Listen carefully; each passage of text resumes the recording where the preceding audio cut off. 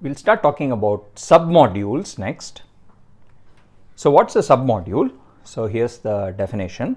So if R is a ring and M is a module and M left R module. So again, as I said a few times already, we will usually just suppress this word left, and when we say just R module, we usually mean left R module. So suppose I have an R module, then definition, a submodule of M, a submodule N of M, well, it satisfies two conditions. Firstly, is a subgroup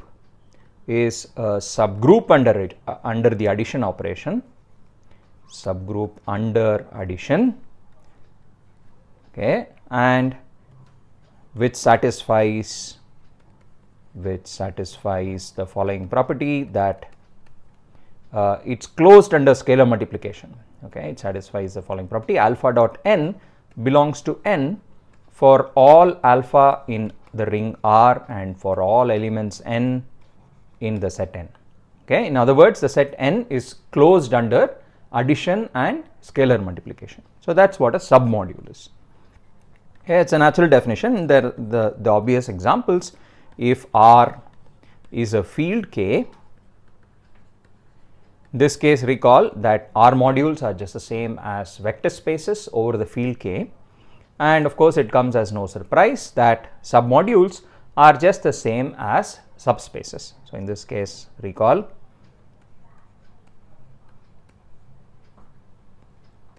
submodules of M, recalling the definition of subspaces, are the same as subspaces.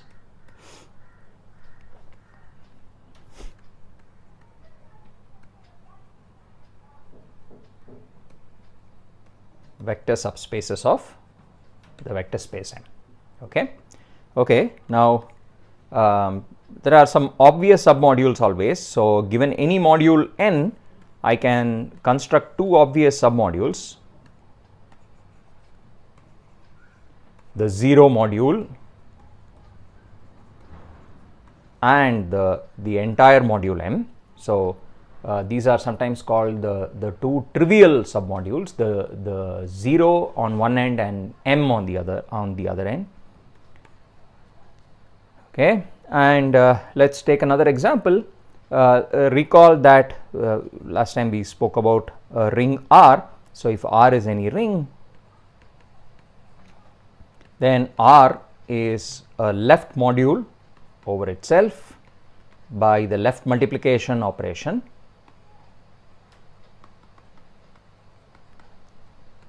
Via the following action: alpha acting on x is just alpha x for all alpha in the ring R. So that's, I think of that as scalars, and x from the ring R again, that's the module. So this is the left multiplication action that makes R into a module over itself. And in this module, what are the submodules? So observe that if I take a subset of R is now a submodule for this particular way of making R into a module. It's a submodule means that well, by definition, that n is an additive subgroup, is a subgroup of the additive group of R, and further condition number 2 says that if I do alpha times n, now this is the usual multiplication in the ring, alpha n belongs to n for all alpha in R and for all n in n. Okay, now recall from the lectures on rings that this pair of conditions that we have just written out, these two guys, is exactly the definition of a left ideal.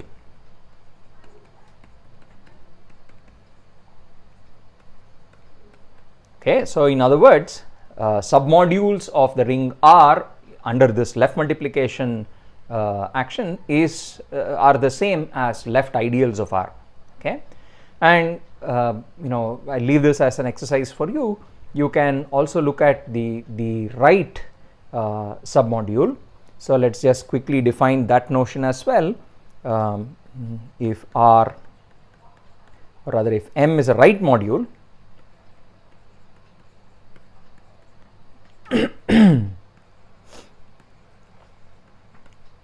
then we can talk about submodules. Then submodules of M are so now we need to define this notion of a submodules. So let me just say N is now a submodule of N. Then we say N is a submodule of M if it's closed under addition, if N plus is an additive subgroup. Well, it's a subgroup of M plus is a subgroup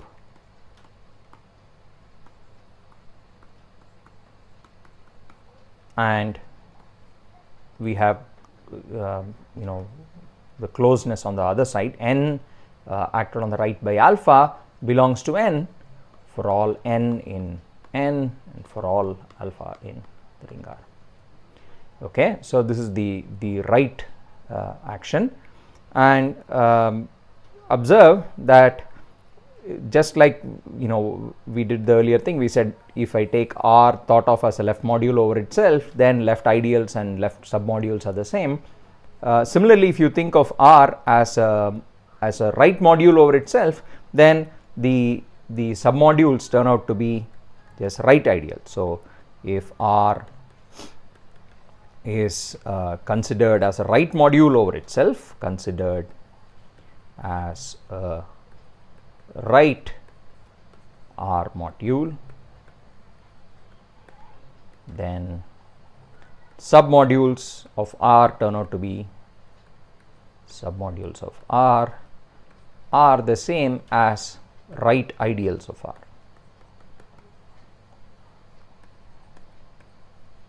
Okay, by the same argument that we just gave. Okay, so these already give us plenty of examples. So if I think of R as a module over itself, so if you look back on the lectures on rings and left and right ideals in rings and so on, you can write down lots of examples. Excuse me. So for example, I can take make various choices of rings. For example, I can take the matrix rings M and K, and in fact the left and the right ideals of M and K were determined in one of the earlier lectures. So if you recall the notation there, the ideals look like this. I can take any subspace V of Kn, and you had R of V, which was the set of all matrices in M and K whose row space, which means the span of the rows, is contained in this fixed subspace V. And then there was C of V, which is similarly the set of matrices whose column space is contained in V. So let me just talk about the row space for the moment. I'm just looking at left ideal. So this is in fact a left ideal.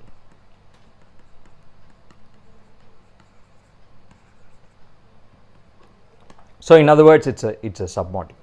Okay, so this I'm sort of recall from the previous lectures. Okay, so that gives you an example of a left submodule of a submodule of the ring of matrices acting upon itself on the left. Okay, and of course similarly, I mean, this was a non-commutative ring. You can look at commutative examples as well. So I could, for example, take any commutative ring. So of course you've seen many examples already. So look back on the examples of ideals in commutative rings. So now of course recall that left and right, there's no distinction anymore. Left ideals of R are really the same as what we call two-sided ideals or ideals. And of course, ideals were determined in many different examples before. Okay, so this is just to say that you already know lots of examples of submodules because you already know lots of examples of ideals in commutative rings or left ideals in non-commutative rings. Okay, so that's already many examples, but let's do a few more. So here are some more examples of submodules. So we number it 1 again. So if I take the ring to be the ring of integers, then M, recall Z module is the same as an abelian group. So N is any abelian group. Okay, so that's a Z module, and in this case it's easy to show, and I will leave that as an exercise, that N is a submodule. It's a submodule. So let me just put Z submodule of M, or maybe just say submodule. So we already said the ring is Z. This is a submodule of M is actually the same as saying it's a subgroup. There is no additional condition here. N plus is a subgroup of M plus. Okay, and the reason is not too hard to see. Recall that the Z module structure on an abelian group is more or less forced. Okay, you can't do much. You have to use the addition in the underlying addition to define the multiplication by scalars. Okay, and so in some sense the same sort of argument proves this statement as well, that submodules are just the same as subgroups. You just pick a subgroup, that's automatically a Z submodule. Okay, because multiplication by a number n is just repeated addition. So if it's closed under addition, it's automatically closed under repeated addition. Okay, so example 2, which is slightly less trivial, which is our ring of polynomials in a single variable. So let's take K to be a field and R to be the ring of polynomials. And now here recall from one of our earlier lectures that how do you construct modules over this ring Kx? The way you do it is, well, a module can be obtained by starting with this pair V comma T. So if I start with V, which is a K vector space, just in the usual sense of the word, and I need to start with a linear operator on V. So T from V to V is a linear operator, okay, or a linear transformation. So if I give you these two things, then it uniquely defines a module, a Kx module structure on V. Then recall V becomes a Kx module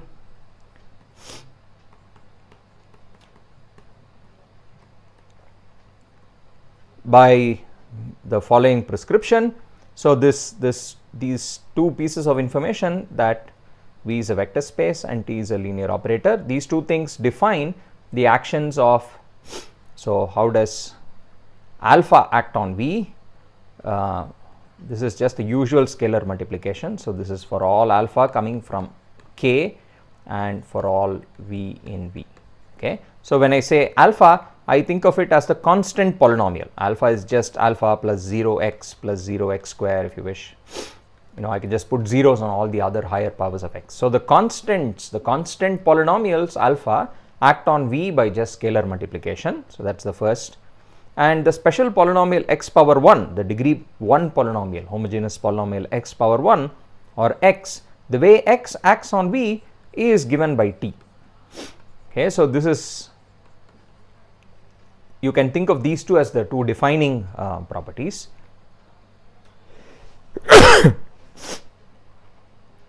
And of course these two automatically tell you what a general polynomial does. If I take alpha 1x plus alpha n x power n acting on V,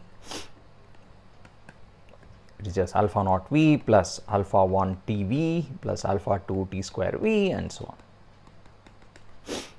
Okay, so that was, recall how we made V into a Kx module.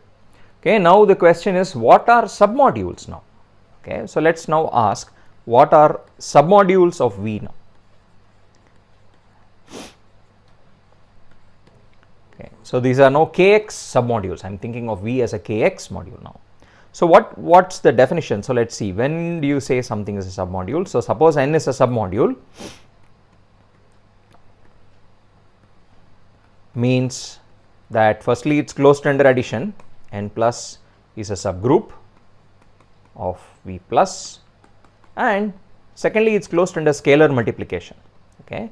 So, it means if I take any polynomial Px from Kx and I act it on V, the answer is in n again for all V coming from n and for all polynomials Px in my ring Kx. Okay. Now, what we will do is in particular we will apply this condition here, that Px V belongs to n. We will apply it to those two special polynomials. Let us take constants and let us take x power 1. So, in particular this implies, the second condition means, if I take a constant or if I take x, okay, take these two types of polynomials, I act it on V, the answer is again in n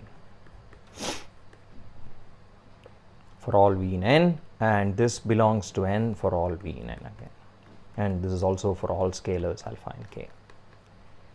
Okay, so what do I conclude? The first condition, which says that if I take a vector from n and I multiply it by any scalar from k, the answer is again in k.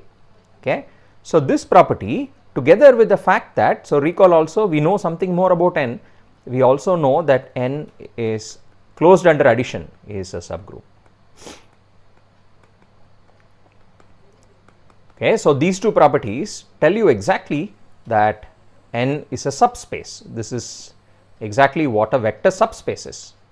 Okay, so these two properties, what I marked in green, say that n is a vector subspace of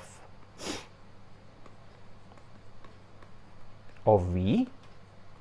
Okay, and now this additional property, let us see what that implies. TV, remember, is just, I am sorry, xv, remember, is just TV. So, this says that if I take an element of n and I add t on it, I get back an element of n. In other words, this says that the subspace n, if I add t on it, I get back, I mean it maps n to n, vectors in n to vectors in n. So, what does that mean? Well, these two properties are exactly the definition of what is called a T invariant subspace. So, n is a T invariant subspace of V.